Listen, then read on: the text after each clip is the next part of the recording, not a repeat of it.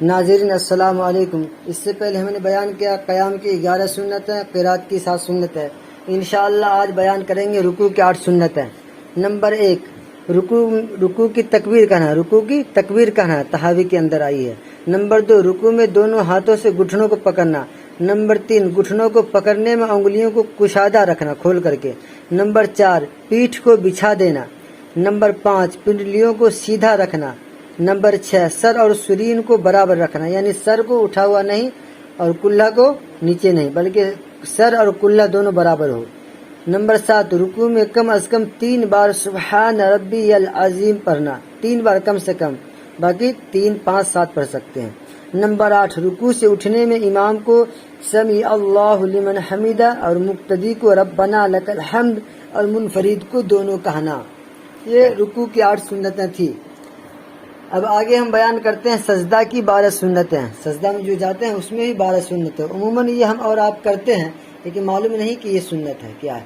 تو آئیے نمبر 1 سجدہ کی تکبیر کہتے ہوئے اللہ اکبر، یعنی سجدہ کی تکبیر کہنا۔ نمبر 2 سجدہ میں پہلے دونوں گھٹنوں کو رکھنا شامل۔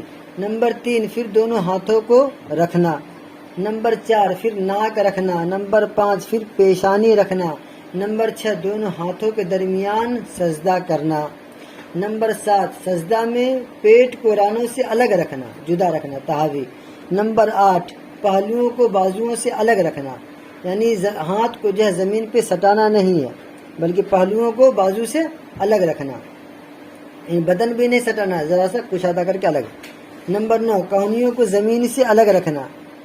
نمبر 10 سجدہ میں کم از کم 3 بار سبحان ربی العالی پڑھنا، سجدہ میں کم از کم 3 بار سبحان ربی العالی، کم کی مقدار 3 دفعہ، باقی 5، 7 میں پڑھ سکتے ہیں۔